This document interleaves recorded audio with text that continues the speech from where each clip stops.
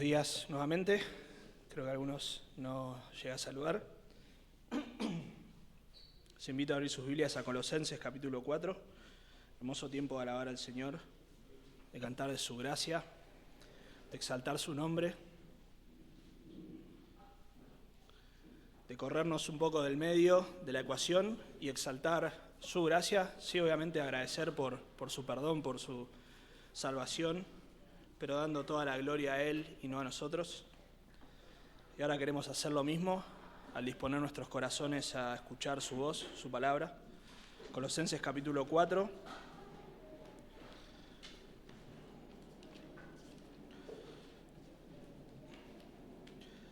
Vamos a leer del versículo 2 al versículo 6 y luego vamos a orar una vez más. Dice la palabra de Dios en Colosenses capítulo 4, versículo 2: Perseverad en la oración, velando con ella o en ella con acción de gracias, orando también al mismo tiempo por nosotros, para que el Señor nos abra puerta para la palabra, a fin de dar a conocer el misterio de Cristo, por el cual también estoy preso, para que lo manifieste como debo hablar. Andad sabiamente para con los de afuera, redimiendo el tiempo. Sea vuestra palabra siempre con gracia, sazonada con sal, para que sepáis cómo debéis responder a cada uno. Vamos a orar una vez más. Padre, te damos gracias por la oportunidad que nos das de abrir tu palabra, ser expuestos a ella. Señor, cantábamos recién que deseamos que tu reino de justicia, Señor, sea instaurado. Anhelamos, Señor, ver a Cristo reinar. Anhelamos ver, Señor, cómo tu reino hoy avanza en este mundo. En un sentido lo estamos viendo, porque el Evangelio es predicado, porque más personas forman parte de este reino, porque más personas se convierten de las tinieblas a la luz, de los ídolos al Dios verdadero. Pero, Señor, sabemos que tenemos una tarea, y una de las tareas de tu iglesia, o uno de los propósitos de la iglesia, es llevar el Evangelio. Queremos pedirte que nos ayudes a que tu palabra, Señor, nos instruya, poder estar atentos a cómo nosotros debemos actuar, cómo debemos conducirnos en este mundo, para poder ser instrumentos en tus manos, Señor. Te lo pedimos en Cristo Jesús. Amén. Bueno, muchas veces pensamos y decimos que la vida cristiana no es un paseo de vacaciones. En ocasiones estudiamos el domingo pasado, por ejemplo, el costo del discipulado y vimos que ser un verdadero cristiano, ser un verdadero discípulo de Cristo implica sufrimiento, implica renuncia, implica entrega.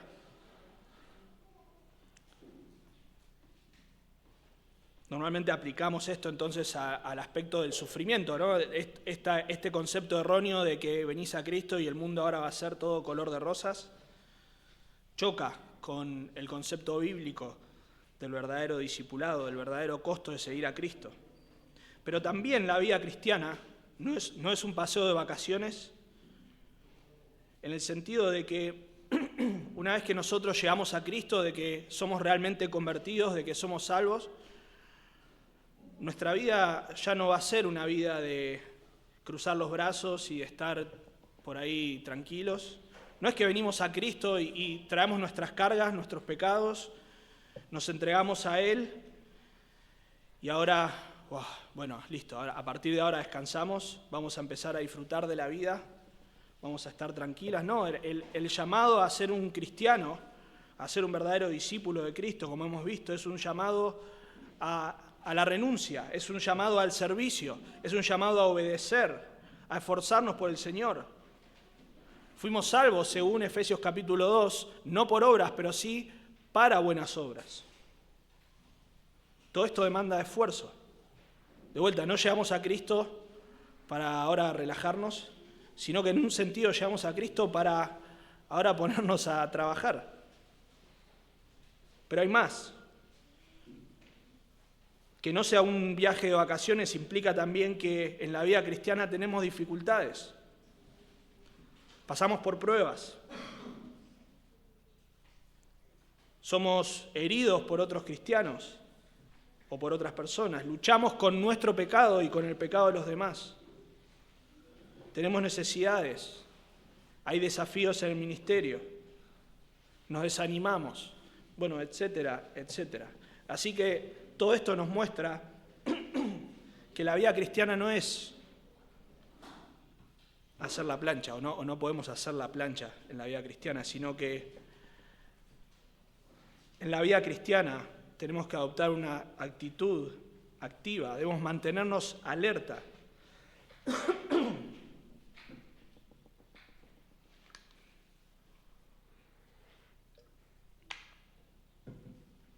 En la vida cristiana no podemos adoptar una actitud pasiva, sino que debemos mantenernos alerta. Así que este texto nos va a mostrar cómo el creyente debe mantenerse alerta en la vida cristiana.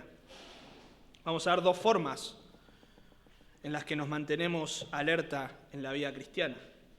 En primer lugar, vamos a ver en versículos 2 y 3 y 4. Que nos mantenemos alerta mediante la constante oración o la constancia en la oración. La constancia en la oración, esa es la primer forma. Creo que dije manera, pero es forma. La primera forma en que nos mantenemos alerta es mediante la constancia en la oración. Fíjense ahí en versículo 2, perseverar en la oración, velando en ella con acción de gracias. Bueno, nos da la sensación, nos da la impresión cuando leemos esto, venimos leyendo cómo Pablo está hablando de la suficiencia de Cristo y cómo a la luz de la nueva vida que el creyente tiene en Cristo, debe conducirse, debe actuar, debe deshacerse de hábitos pecaminosos y adoptar hábitos piadosos. Todo aquello que pertenece a la antigua vida debe desecharlo y lo que pertenece a la nueva vida debe añadirlo, debe practicarlo, debe desarrollarlo, crecer en eso. Luego, en sintonía con esto, Pablo nos habla cómo nuestra vida, nuestra nueva vida en Cristo, se refleja en nuestras relaciones. Hemos visto en capítulo 3 cómo habla del entorno familiar. Luego, al final del capítulo 3 y el primer versículo del capítulo 4, nos habla de cómo eso se debe desarrollar, decimos nosotros, en el ámbito laboral. Y ahora, de repente, hay un imperativo que tiene que ver con la oración.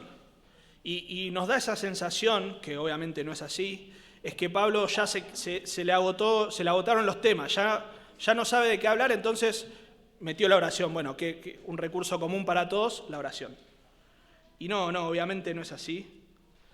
Sin duda no está desprendido. Obviamente sí, en un sentido va a salir de lo que viene hablando en cuanto a las relaciones, en cuanto a cómo la nueva vida en Cristo se manifiesta en las relaciones, pero va a seguir hablando de cómo esta nueva vida en Cristo, ahora específicamente, implica y demanda que estemos alerta en oración.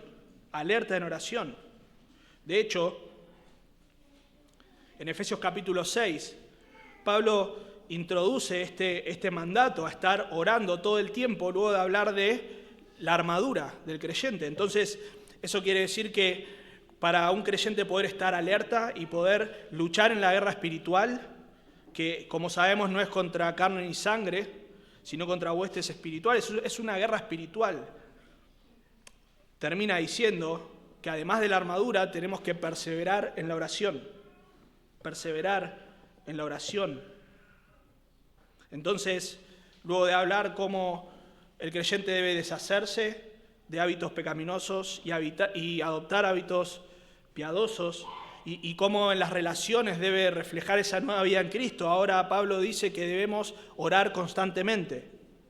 Y no le habla a esclavos, no le habla a siervos, que es lo mismo, esclavos, a amos, a esposos solamente, o a esposas solamente, o a hijos. Le habla a todos. Perseveren en la oración, todos. Otra forma de decirlo es, para todo esto que ustedes necesitan hacer o tienen que hacer, necesitan perseverar en la oración.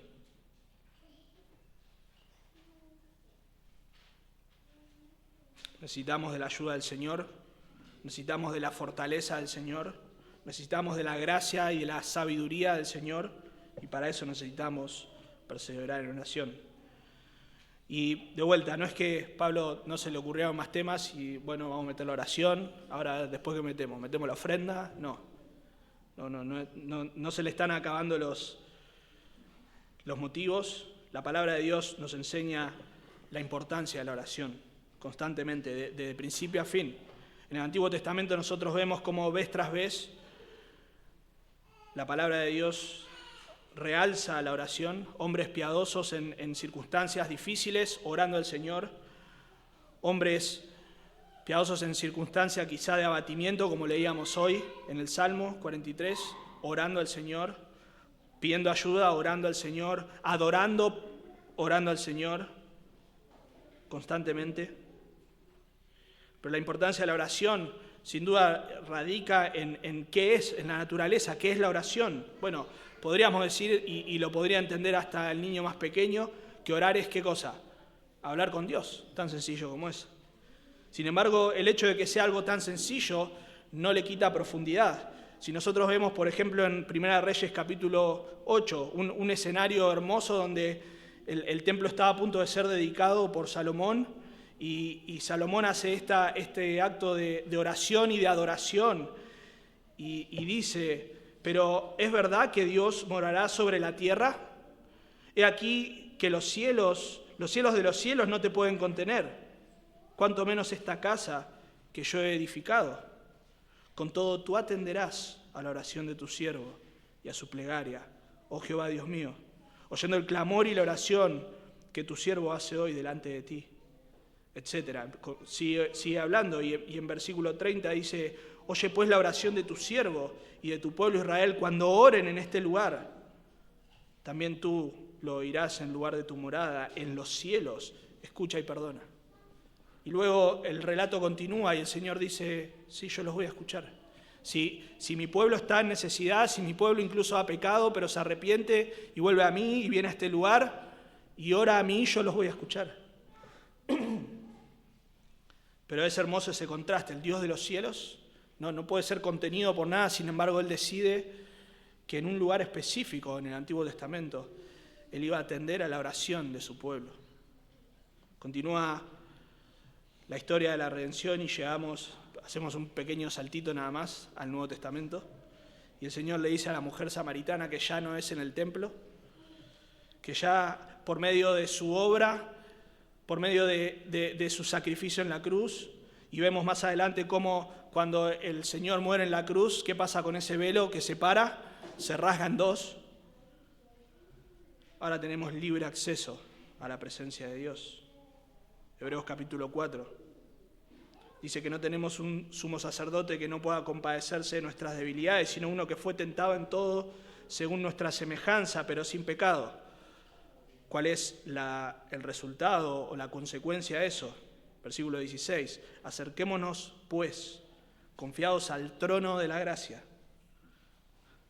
para alcanzar misericordia y hallar gracia para el oportuno socorro. Eso es la oración, es acercarnos al trono de Dios. No es dejar una notita a Papá Noel con nuestros deseos, es acercarnos a la misma presencia de Dios. Allí donde el sumo sacerdote debía ingresar en el templo una vez por año solamente, y no de cualquier manera, sino de una manera muy especial, muy específica, habiéndose purificado. Nosotros no tenemos acceso a ese lugar, sino al lugar santísimo, a la misma presencia de Dios por medio de la oración. Eso es la oración. Y la palabra de Dios nos enseña la importancia de la oración, no solamente porque nos muestra qué es la oración,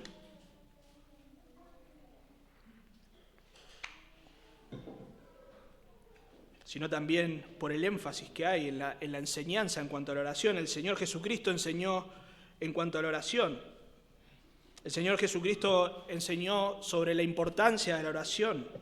Y no solamente lo enseñó con sus palabras, lo que conocemos como el Padre Nuestro, En Lucas 18, capítulo 1, también tenemos una parábola en cuanto a la importancia de orar constantemente.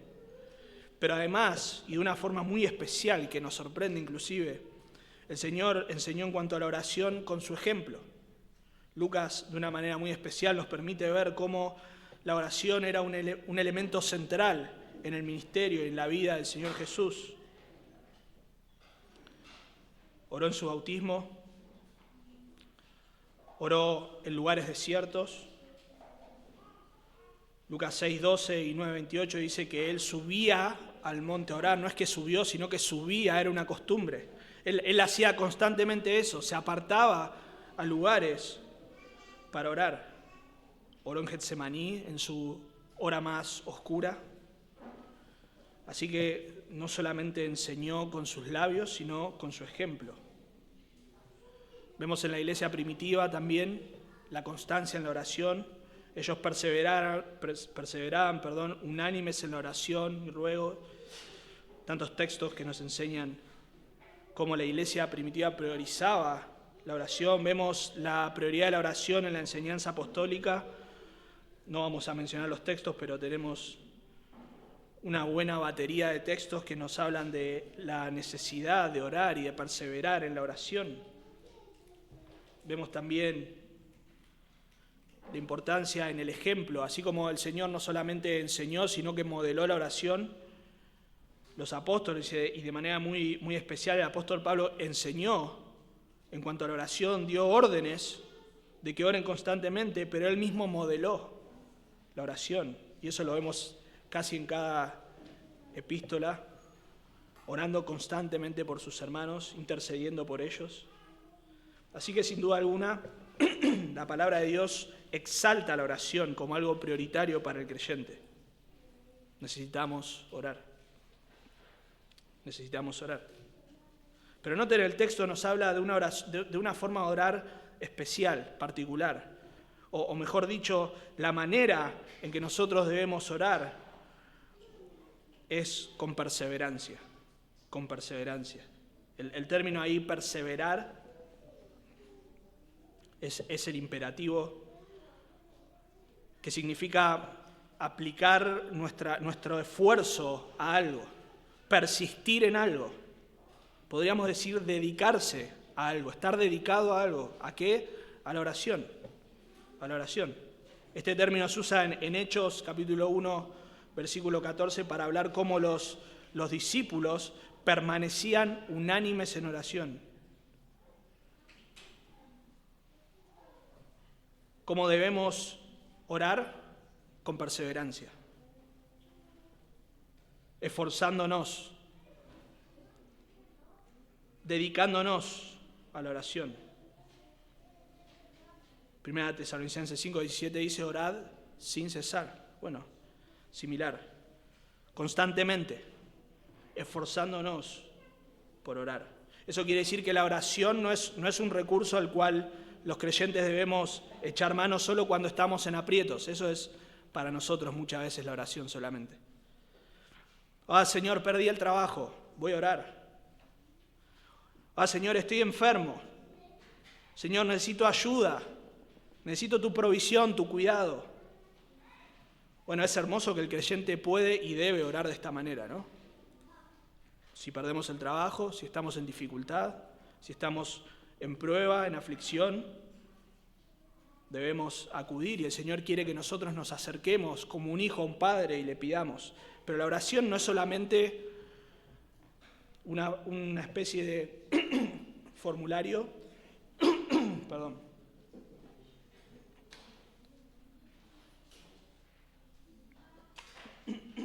Una especie de formulario que nosotros llenamos con una petición.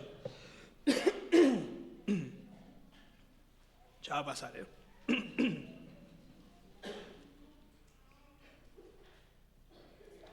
Cuando todo se soluciona, cuando todo va bien, cuando conseguí un trabajo mejor, cuando ya mi salud se mejoró, entonces, bueno, ya no necesito orar por la comida, sí, obvio, pero nada más. Y Señor, gracias, cuando necesite otra cosa vuelvo. Fuiste muy amable, pero hasta la próxima necesidad. No, la oración, como dijimos, es entrar a la presencia de Dios, y no entramos a la presencia de Dios solamente para pedir. ¿No es cierto? Hay iglesias que hacen jornadas de ayuno y de oración y se levantan todos a las 3 de la mañana a orar para que el Señor les conceda un nuevo edificio. Gracias. Ahora, cuando ya el Señor les concedió ese edificio, bueno, ya no hay necesidad de hacer ayuno y oración. Ya está, ya lo recibimos, ya lo tuvimos.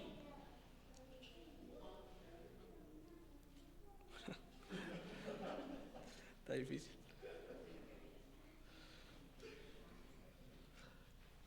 Ahora sí. Entonces no entramos a la presencia de Dios solamente cuando tenemos necesidad, sino de manera persistente, constante, siempre, todo el tiempo.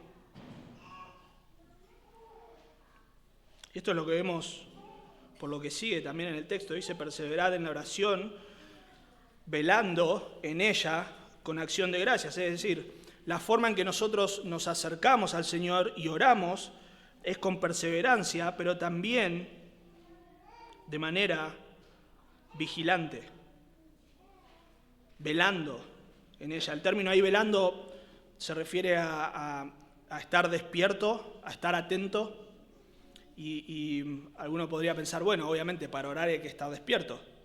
¿Está bien? El Señor ahí le dijo a los discípulos que ellos debían velar y orar, ¿no? Y en el contexto ellos sí se estaban durmiendo.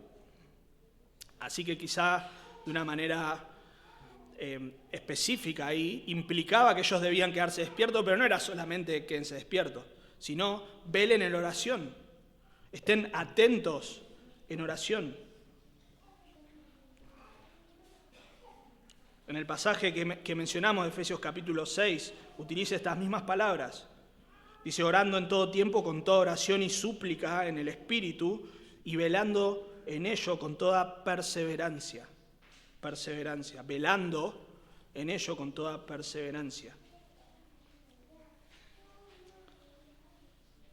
Así que la idea es estar atentos. Y la oración es un medio para estar atentos. No somos o no debemos ser personas descuidadas espiritualmente. No debemos pensar que somos autosuficientes. Eso es lo que estamos dando a entender cuando no oramos.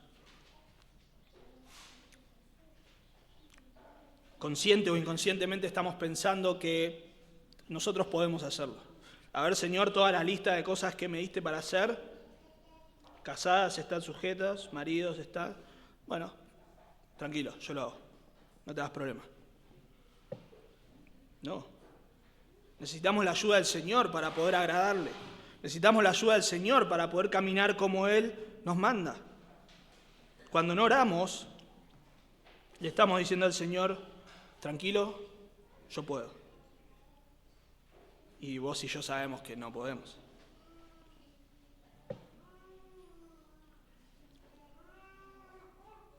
Entonces esto es lo opuesto a la autosuficiencia, es pedirle al Señor, estar atentos. Y no solamente atentos por nuestras necesidades o por nuestra propia lucha espiritual, sino como continúa diciendo, y leímos recién en realidad en Efesios capítulo 6, dice que debemos orar en todo tiempo, con toda oración y súplica en el Espíritu, y velando en ello con toda perseverancia, y súplica ¿por quiénes? Por todos los santos.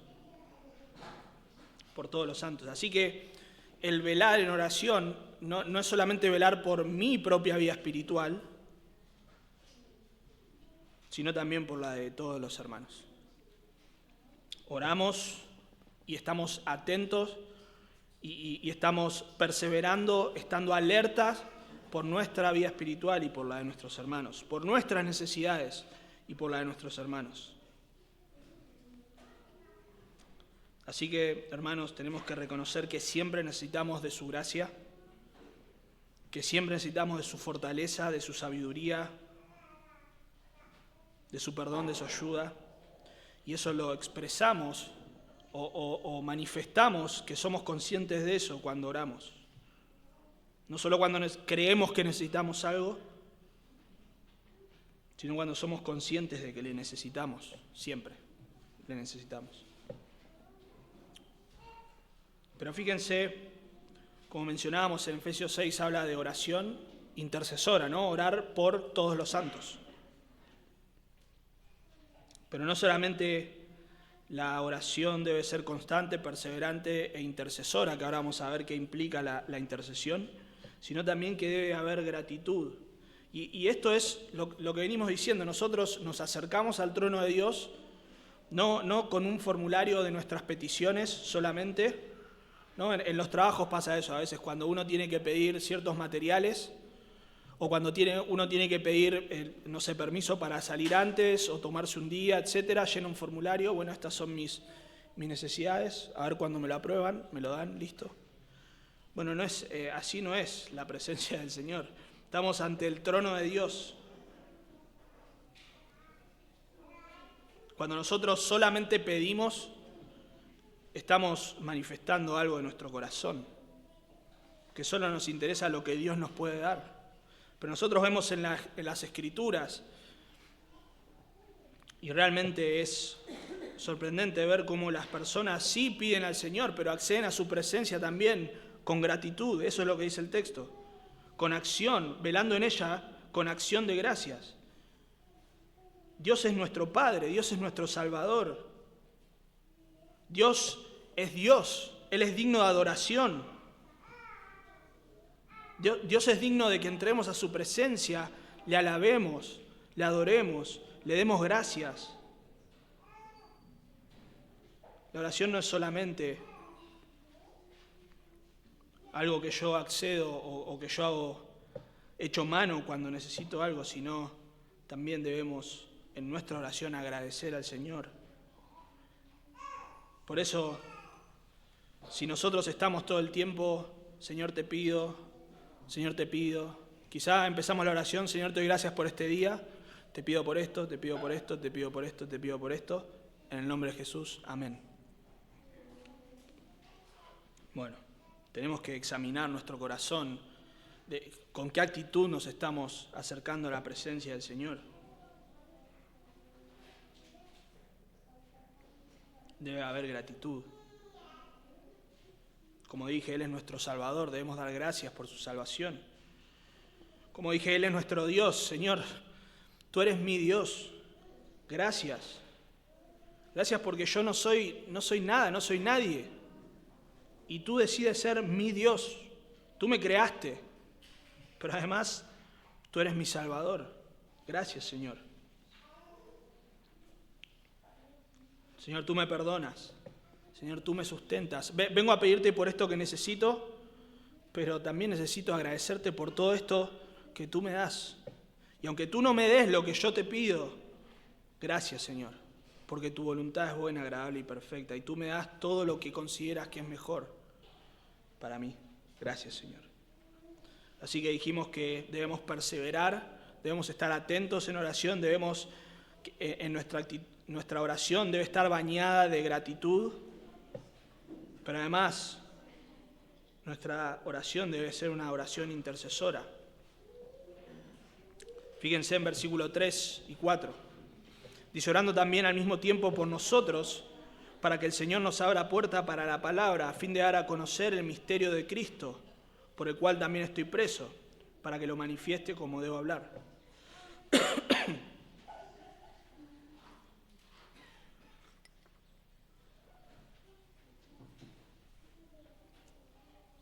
En Efesios capítulo 6 vimos que la oración estaba apuntada específicamente a velar en la lucha espiritual. Es decir, la oración de intercesión por nuestros hermanos implica que nosotros debemos velar por su bien espiritual, por su salud espiritual, por su lucha en la guerra espiritual. Pero aquí Pablo está hablando de un aspecto específico. Fíjense, velando, o mejor dicho, orando también al mismo tiempo por nosotros, para que el Señor nos abra puerta para la palabra. Eso es lo que Pablo pide. Eso es lo que Pablo quiere que los hermanos pidan al Señor por él. Pablo habla en singular y en plural porque está hablando, si se fijan ahí en versículo 3, dice orando al mismo tiempo también por nosotros, pero después más adelante va a hablar de él. Va a hablar de su situación, va a hablar de sus oportunidades. Ya adelantamos un poquito de sus oportunidades. Bueno, y esto es porque Pablo, como dice ahí en versículo 3, él está preso. Ya lo sabemos, Pablo está preso en Roma. Pablo escribe desde la prisión y su petición no es que él sea liberado, sino que el Evangelio pueda correr. Es muy notable que Pablo usa esta palabra o esta metáfora de abrir puertas, que el Señor abra puertas cuando él mismo está encerrado. O sea, Pablo pide que el Señor abra las puertas, pero no de la prisión, sino de la palabra. Pablo podría pedirle, hermanos, oren por mí para que yo sea liberado, y de esa manera, inclusive pensándolo en pos del Evangelio, para que yo pueda ser liberado y de esa manera pueda predicar mejor. No necesariamente, si yo puedo hacerlo, si la palabra puede correr, inclusive estando yo en prisión, amén, que eso sea lo que el Señor haga. Señor, abrí puertas, no las de la cárcel, sino las de la palabra.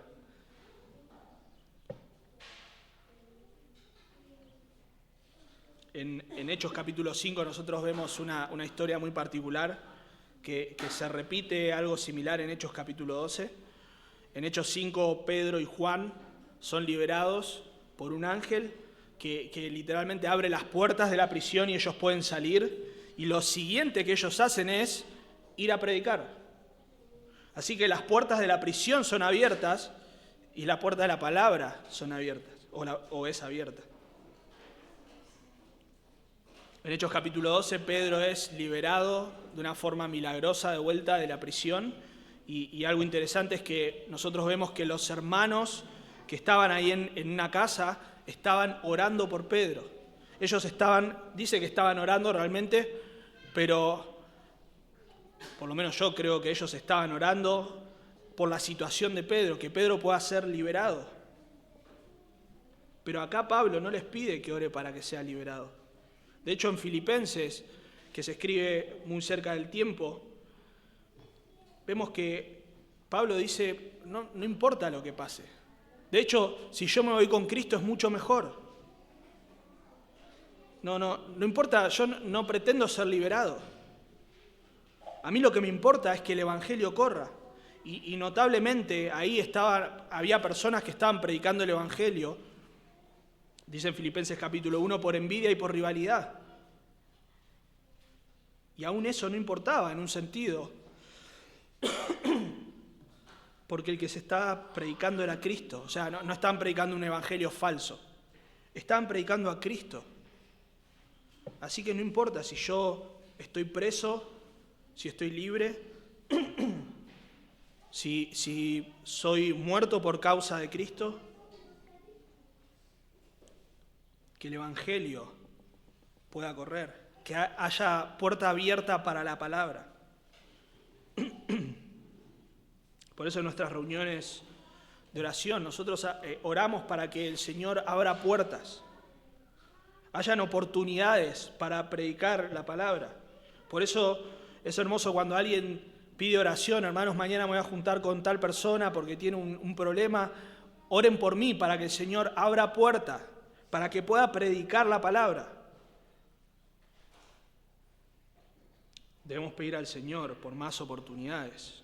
Luego vamos a ver que no solamente debemos pedir por oportunidades, sino que debemos aprovechar las oportunidades.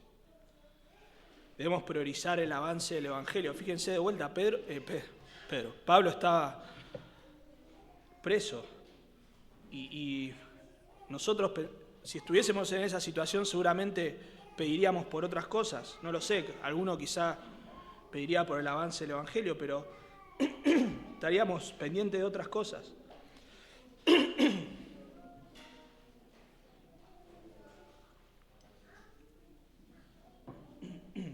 Ya no sé qué, agua, pastilla, café, va a ser un... Sí. Así que vemos cómo la oración es prioritaria para el creyente.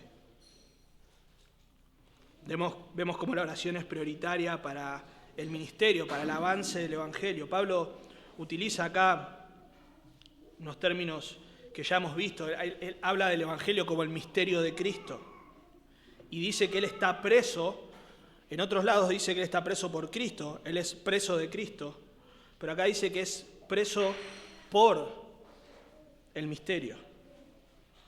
Al final del versículo 3 dice, por el cual también estoy preso. Es decir, él está preso por predicar el Evangelio. Pero no importa, que el Señor abra puertas para que el Evangelio pueda correr, el misterio de Cristo.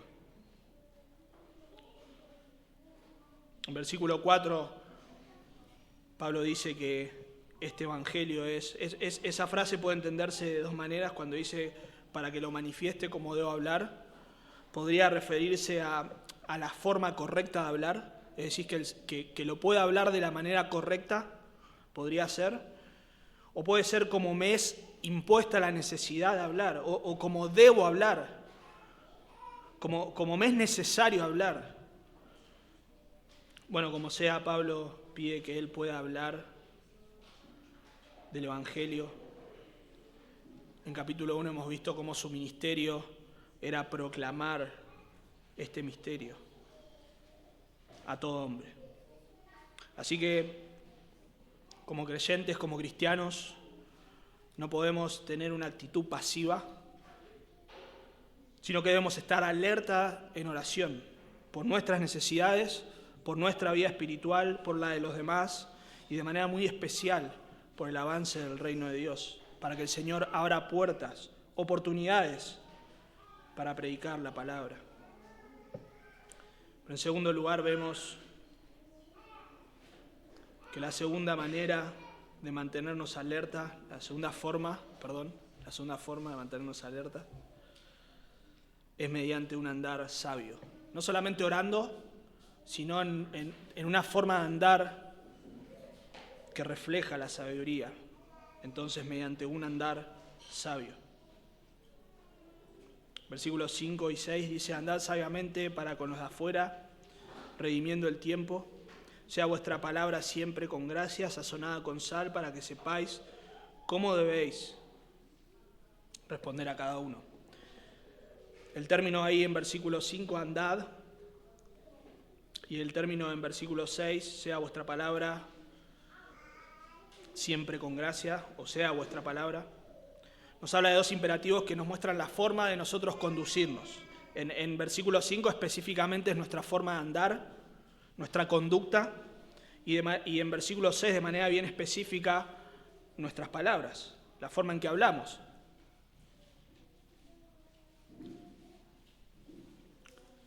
Ahora, tanto nuestra conducta como nuestras palabras deben reflejar sabiduría en la forma en que nosotros aprovechamos las oportunidades, y eso es lo que vamos a ver. Y podría referirse en general, quizá habla en general de cómo nosotros debemos conducirnos. Específicamente está hablando para con los de afuera, es decir, con los incrédulos, por eso hablamos de nuestro testimonio. Pero de una manera más específica, parece Pablo estar hablando de aprovechar las oportunidades para compartir el Evangelio. Si bien no menciona de manera explícita el hecho de compartir el Evangelio, pero obviamente la forma en que nosotros aprovechamos aprovechamos las oportunidades para con los de afuera es precisamente siendo testimonio, pero también compartiendo el Evangelio. Y al final del versículo 6, Pablo habla de que tenemos que hablar de una manera específica a cada uno para saber cómo responder. Ese cómo responder, de vuelta, podría ser que esté hablando en general, cómo responder a una persona u otra, pero también nos da la idea, y parece ser que Pablo está hablando del contexto de la predicación del Evangelio. Ya lo veremos. Entonces, en un sentido en general debemos conducirnos teniendo un buen testimonio para con el mundo, pero también esa forma de conducirnos está al servicio de nuestra predicación del Evangelio, de nuestra misión como iglesia en el mundo, o uno de los propósitos de la iglesia en el mundo. Así que veamos ahí en versículo 5, andad sabiamente para con los de afuera.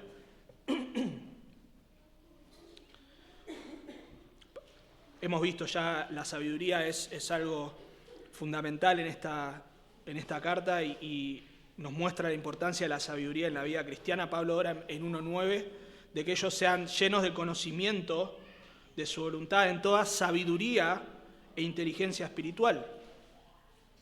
Esa sabiduría es el discernimiento, es la capacidad de discernir y tomar buenas decisiones en el ámbito de lo espiritual. Pablo en versículo 28 del capítulo 1 dice que él amonesta a todo hombre, enseña a todo hombre en toda sabiduría. Más adelante dice que en Cristo están escondidos todos los tesoros de la sabiduría y del conocimiento. Así que la sabiduría aquí de vuelta no está, a ver, ¿de qué puedo meter acá? Metemos sabiduría. No, es algo fundamental para nuestra vida, el conocimiento, pero la sabiduría, el discernimiento. Ahora fíjense que esta sabiduría, este discernimiento, ahora está aplicado a la forma en que nosotros nos conducimos, pero para con los de afuera. Sean sabios en su forma de andar para con los de afuera. Disciernan la forma en que tienen que conducirse para con los de afuera. Obviamente ahí la referencia a los de afuera son los incrédulos, ¿no?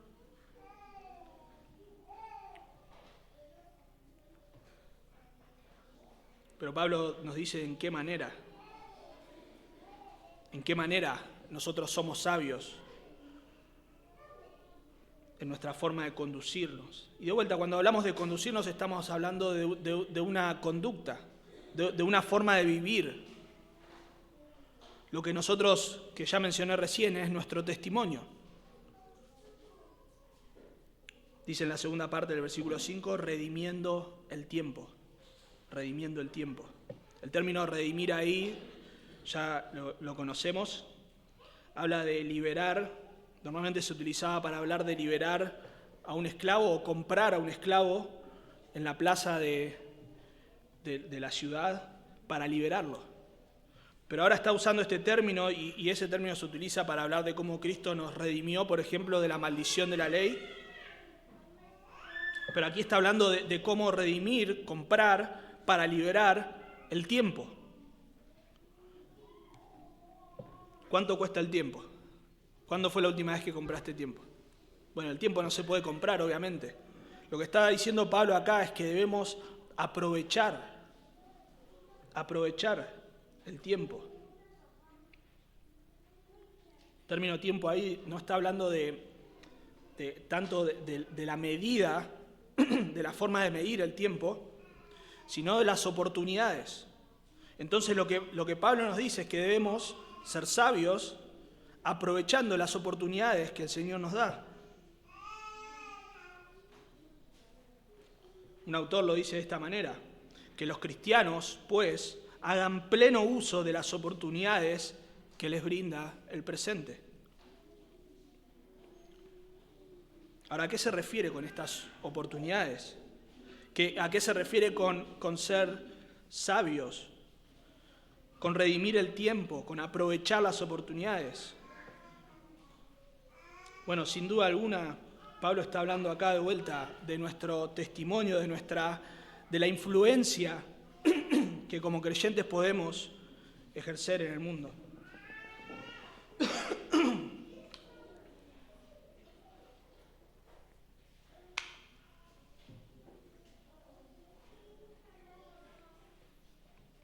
Está hablando de nuestro testimonio, de ser luz, de ser sal.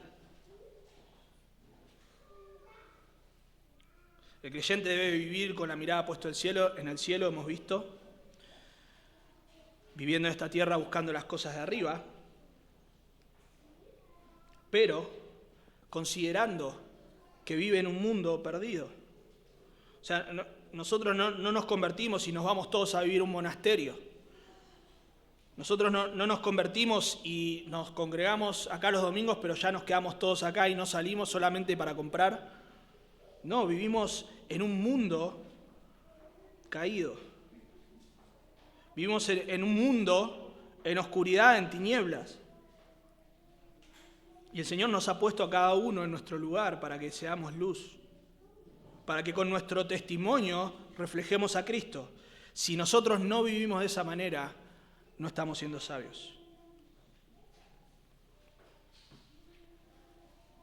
En Efesios capítulo 5, Pablo habla justamente de redimir el tiempo y luego comienza a hablar de la manera que debe vivir un creyente. Luego habla de vivir llenos por el Espíritu, cómo debemos hablar, cómo debemos conducirnos. Y todo eso pensando en la sabiduría, en cómo conducirnos. Pero ahora está hablando de cómo conducirnos para con los de afuera, nuestro testimonio. Entonces podemos decir que si nosotros, maridos, no amamos a nuestras mujeres, estamos perdiendo una oportunidad para reflejar a Cristo a los de afuera. Esposas, si no se someten, estás perdiendo una oportunidad. Si no te sometes, estás perdiendo una oportunidad para reflejar a Cristo a los de afuera.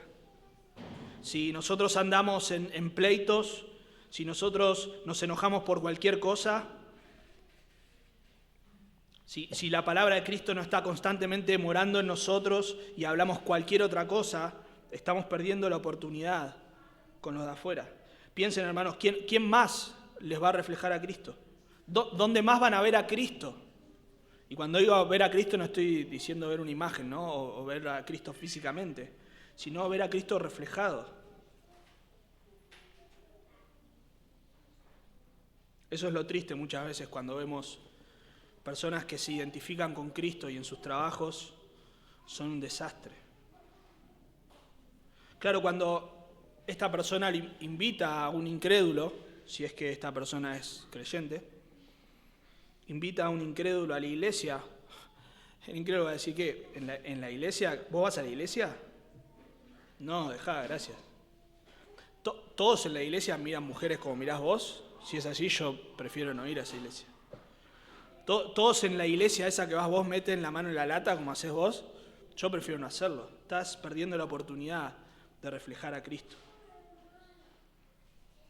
Estás distorsionando el mensaje del Evangelio con tus hechos.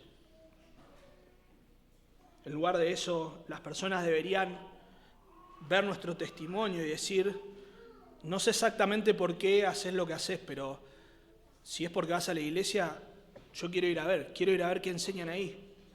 Porque mirá, el jefe te está basureando y vos no solamente que no le respondés, sino que hasta después lo tratás bien. Trabajás, como vimos antes, ¿no? En esta relación de empleado-empleador, trabajás con diligencia. Cuando pasa una mujer y todos se dan vuelta a mirar, vos no lo hacés. Cuando todos entran tarde y inclusive algunos meten la mano en la lata, vos no lo hacés. No sé exactamente por qué, pero yo quiero saber. La gente está hastiada, hermanos, del pecado y ellos mismos están en esa condición. En oscuridad, en tinieblas, necesitan ver la luz de Cristo brillando. Y eso lo debemos hacer mediante nuestra forma de conducirnos. Pero en versículo 6 nos habla de manera más específica de nuestras palabras. Sea vuestra palabra siempre con gracia, sazonada con sal, para que sepáis cómo debéis responder a cada uno. Bueno, la referencia ahí de vuestra palabra tiene que ver con nuestras conversaciones. Tiene que ver con nuestras conversaciones y cuando habla de que sea con gracia, obviamente no está hablando de que debemos ser unos graciosos bárbaros, de que debemos hacer reír a todo el mundo. No está diciendo eso. Tampoco quiere decir que debemos ser unos uno serio ahí, una tumba, ¿no? Pero lo que Pablo está hablando es de que en nuestras palabras debe fluir la gracia de Dios. Las personas pueden ver la gracia de Dios. Que no somos personas que estamos todo el tiempo buscando descalificar a los demás. Este es un borracho, ¿no? Usamos palabras así, a veces hirientes, fuertes.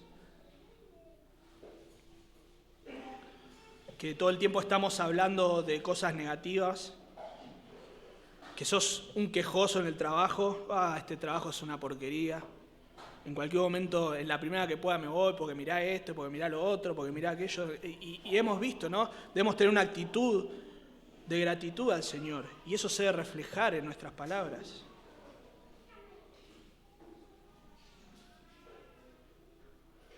A veces usamos palabras que no reflejan gracia, que no hacen que la gracia de Dios fluya. Nos burlamos. Gordo, ¿no? Pelado. Yo conozco personas que le dicen que su apodo es gordo y pelado. No, eso no puede ser, hermano. Y a veces decimos, no, bueno, pero es mi primo. Es mi primo, yo le puedo decir gordo. ¿Por qué no? No le digas gordo. No, estoy segurísimo que no le gusta que le digas gordo.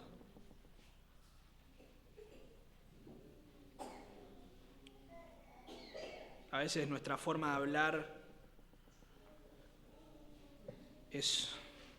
no decimos malas palabras porque sabemos que ninguna palabra corrompida debe salir de vuestra boca y pensamos que una palabra corrompida, ya lo hemos visto, es un insulto necesariamente, pero no necesariamente tiene que ver con insultos, sino con toda palabra que tenga el efecto de pudrir. Proverbios 10:21 dice, los labios del justo apacientan a muchos. Hablar con gracia. Proverbios 12:18 dice, hay hombres cuyas palabras son como golpes de espada, mas la lengua de los sabios es medicina.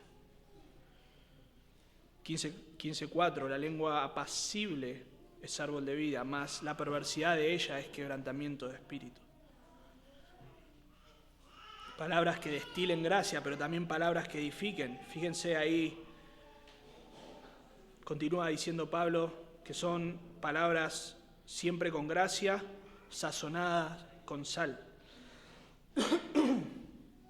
Bueno, como sabemos, la sal tiene varios usos y cuando el Señor dice que nosotros somos la sal de la tierra, también ahí en los comentarios y los teólogos están hablando de a qué se refiere. Pero quizá el mayor consenso habla no tanto que se refiere al aspecto del sabor, ¿no es cierto? Nosotros le ponemos sal a la comida. Si la salsa no tiene sal, vamos mal. Perdón a los que tienen problemas de presión, pero es así. Pero en realidad lo más probable es que esté hablando del aspecto de conservación, ¿no es cierto? Antes se utilizaba la sal para conservar, ahora tenemos la heladera, abrimos la heladera, metemos la carne ahí y un tiempito nos va a durar. Ni hablar si la metemos en el freezer, salvo que se corte la luz, como ayer. La carne se conserva, pero en ese tiempo no había heladera. Faltaban unos años todavía para que se cree la heladera, así que utilizaban la sal y la sal conservaba. En este sentido, Pablo está diciendo que nuestras palabras deben tener el efecto de, entre comillas, conservar. ¿A qué se refiere? Bueno, lo hemos visto en Efesios, capítulo 4, versículo 29. Ninguna palabra corrompida salga de vuestra boca, sino la que sea buena para la necesaria edificación. Que nuestra palabra sea sazonada con sal, habla de esto mismo. De no causar el efecto de pudrir con nuestras palabras, sino del de edificar. Esto quiere decir que si estás ahí en un grupito y vos ves que la conversación empieza ya a irse para el lado de la murmuración, todavía no están murmurando, pero vos sabés que lo próximo que va a ocurrir es que van a empezar a murmurar de una persona, estar ahí en el límite entre lo que se puede y lo que no se puede decir. vos decidís hablar bien de esa persona. Vos decidís, todavía de manera sutil, ahora ya si murmuran obviamente hay que frenar la conversación, pero decidís elogiar a esa persona. Decidís decir lo de bendición que es esa persona. Cuando las personas están hablando ahí de las autoridades y quejándose de nuestro presidente, de nuestros gobernadores, no necesariamente tenés que elogiar a tu presidente. No necesariamente tenés que decir lo bueno que es, supuestamente. No necesariamente tenés que decir que estás de acuerdo o que lo votaste, o etcétera, etcétera, pero tenés que edificar. Tenés que edificar. ¿Cómo se hace eso cuando es tan difícil? Cuando sea quien sea el presidente, siempre alguien va a estar en desacuerdo. Bueno, poniendo nuestra mirada en el trono de Dios. No le decís, no, pero el otro presidente hizo esto. O no, porque tu partido... No, ni el otro ni este, olvidémonos de eso, el Señor reina. El Señor ha puesto autoridades y nos ha dicho que nosotros debemos elogiarlas, no necesariamente, pero que debemos orar por ellas, respetarlas, someternos. Así que tu palabra sea sazonada con sal. Quiere decir que vas a edificar en esa conversación, poniendo la mirada no en el hombre, sino en el Señor. El Señor es soberano. El Señor reina. El Señor puso a las autoridades, nos guste o no. Confiemos en el Señor. Ya no miremos tanto en este mundo. Este no es nuestro hogar. Pasajero, sí, nuestro hogar pasajero, pero no es nuestro hogar definitivo. Miremos al cielo. Cuando alguien te dice, en esta iglesia falta amor, ¿qué respondés? Bueno, hay dos formas de pudrir en la conversación. La primera forma de pudrir es decir, sí, es verdad, esta iglesia es un desastre. Vos sabés que yo pensaba lo mismo, falta amor. Menos mal que hay otra persona que lo ve, porque sí, falta amor. El otro día me esguincé el tobillo y nadie me vino a ver. Falta amor. Esa es una forma de seguir pudriendo la conversación. La otra forma es, que también seguimos pudriendo la conversación, es, ¿cómo vas a decir eso de mi iglesia? En mi iglesia no falta amor. Vos sos un desgraciado. Y empieza la lucha, ¿no? No. Una forma de que nuestra palabra sea sazonada con sal. Estamos hablando ahora en el contexto de la iglesia, pero esto se aplica también a los incrédulos. Puede ser, seguramente, hermano, a mí me falta amor, yo tengo que crecer en amor. ¿En qué forma vos pensás que yo en esta situación te pude haber mostrado mejor amor? Perdóname, seguramente no te amé como debía haberte amado. Te pido perdón, pero también te pido que me ayudes. ¿Cómo pensás que te pude haber amado? Ahora, si te dices, bueno, me tendrías que haber traído un auto 0 kilómetros, bueno, le explicás amorosamente que eso no necesariamente es una forma de amar, aunque si me quieren amar de esa manera, soy todo brazos abiertos. Pero debes edificar. Ahora, esto es tremendo. De vuelta, cuando pensamos en los incrédulos, muchas veces somos más quejosos y muchas veces nuestras palabras son más hirientes que las del mundo. Así que, ¿cómo ellos pueden ver a Cristo reflejado en nuestras palabras? Si nos quejamos todo el tiempo, están viendo a otro incrédulo más. No están viendo algo muy diferente. Pero dijimos que esto se aplica también al evangelismo. Pablo oraba para que las puertas de las oportunidades de la palabra sean abiertas, para que el evangelio pueda correr. Pablo quiere que nosotros andemos sabiamente para con los de afuera, reflejando a Cristo, que ellos puedan ver a Cristo en nosotros. Pero ¿qué dice Romanos 10:17? Que la fe es por el oír y el oír por la palabra de Dios. O sea que la fe viene por el oír, no por el ver, y el oír la palabra de Dios, no ver un testimonio. Un testimonio puede ser en un sentido un apoyo a la predicación del Evangelio. Obviamente el Evangelio es poder de Dios para salvación y no necesita ningún testimonio. No es tu testimonio el que va a salvar a tu vecino. Es Cristo por medio de la proclamación del Evangelio. Así que debemos saber cómo utilizar nuestras palabras para predicar el Evangelio. Y termina diciendo Pablo en versículo 6, para que sepáis cómo debéis responder a cada uno. Bueno, de manera similar Pedro dice en 1 Pedro 3:15, santificad a Dios el Señor en vuestros corazones y estad siempre preparados para presentar defensa con mansedumbre y reverencia ante todo aquel que os demande razón de la esperanza que hay en vosotros. Así que aplicado al Evangelio, al evangelismo, tenemos que saber cómo responder a cada uno. Y ustedes lo saben, cuando hablan con diferentes personas tienen diferentes tipos de conversaciones. Algunos de repente son hostiles y no, yo no quiero saber nada de eso. Entonces tenés que saber cómo responder. No, eso de Dios es toda una mentira. ¿Cómo una mentira? ¿A quién le decís? No, y ahí te trenzás. No, obviamente hay que hablar con mansedumbre, con paciencia, pasando por alto las ofensas. Están rechazando al Señor, no te están rechazando solo a vos. Cuando alguien realmente quiere saber, cuando alguien empieza a entender algunas cosas, pero obviamente tiene dudas, ¿y cómo es eso de que Dios se hizo hombre? ¿Es Dios y hombre? ¿Cómo puede ser? Bueno, es Dios hombre, ya te lo expliqué. Si no lo entendiste, no, tenés que tener paciencia, tenés que estar preparado. Y como hablamos hace poco en una reunión de oración, tenemos que estar preparados para responder de una manera adecuada. No usar todas las palabras teológicas que tenemos ahí en el cajón y de repente tirarle, sí, porque la propiciación y la... Tenemos que saber cómo responder, cómo bajar esos conceptos teológicos tan profundos en nuestro lenguaje, en la forma en que nosotros y que un incrédulo pueda entenderlo.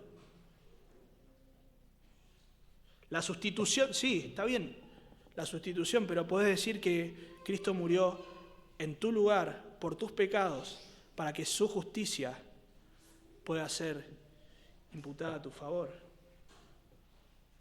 Que vos fuiste, que Jesús fue tratado como vos deberías haber sido tratado para que vos puedas ser tratado como Él debió ser tratado, para que puedas tener perdón de pecados y salvación. Así que debemos ser sabios en la forma en que nos conducimos, debemos ser sabios en la forma en que hablamos con gracia, edificando, sabiendo cómo responder a cada uno. La vida cristiana no es un paseo de vacaciones.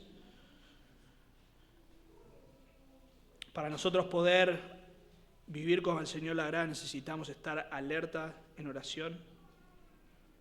Pero además debemos estar alerta en oración para que el Señor abra puertas para el Evangelio. La primera manera entonces de vivir o de estar alerta es mediante la oración, la constante oración, y en segundo lugar, mediante la sabiduría. Pero si has escuchado este mensaje y has escuchado la palabra de Dios, y has escuchado del Evangelio, y has escuchado del perdón de Dios, pero aún no te has arrepentido, vos estás viendo personas imperfectas, sin duda, con pecados, sin duda, pero estás viendo algo de Cristo en las personas. Pero no solamente estás viendo algo de Cristo en las personas, sino que estás escuchando de Cristo y estás escuchando del Evangelio. Lo que debes hacer no es empezar a vivir como las otras personas. Lo que Dios te demanda no es que vos ahora empieces a ser como un cristiano. Lo que el Señor te demanda hoy es que te arrepientas de tus pecados y pongas tu confianza en Cristo.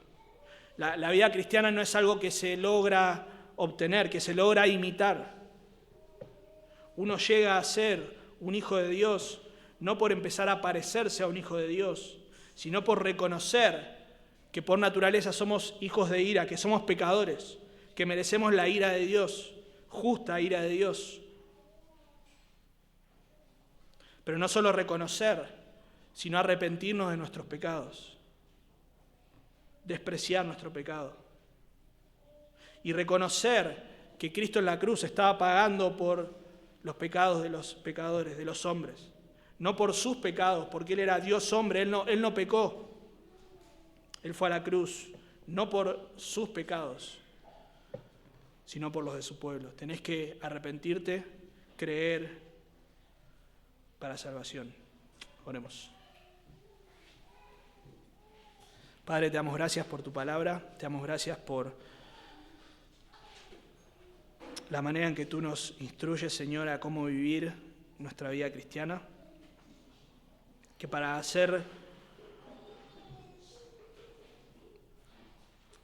creyentes que vivan, Señor, de acuerdo a lo que tú demandas, necesitamos, Señor, estar alertas, que necesitamos perseverar en la oración, que necesitamos acudir en tu ayuda, pero que la oración no es solamente un medio para nosotros perseverar, sino también es un medio al cual echamos manos, Señor, para entrar a tu presencia con adoración, con gratitud, con asombro. En una actitud, Señor, de reconocer nuestra indignidad, Señor. No somos dignos de entrar a tu presencia. Y entramos por medio de Cristo. Señor, ya eso solo es suficiente para rendirnos en adoración, en gratitud. Señor, tú quieres que nosotros estemos alerta no solamente mediante la oración, sino también en la forma en que nos conducimos para con los de afuera. No podemos relajarnos, Señor. No podemos vivir como si este mundo lo fuese todo, Señor. Ayúdanos. Reconocemos, Señor, que muchas veces perdemos las oportunidades de reflejar a Cristo y de hablar de Cristo. No queremos hacerlo, Señor. No queremos llegar a tu presencia y mirar para atrás y ver que hemos sido buenos cristianos según nuestro propio estándar, pero que no hemos impactado la vida de nadie, Señor. Qué pérdida de tiempo, qué gran pérdida. Ya no va a haber vuelta atrás, ya no va a haber tiempo de volver y aprovechar el tiempo, la oportunidad ya ha pasado. Ayúdanos, Señor, por favor. Oramos en Cristo Jesús. Amén.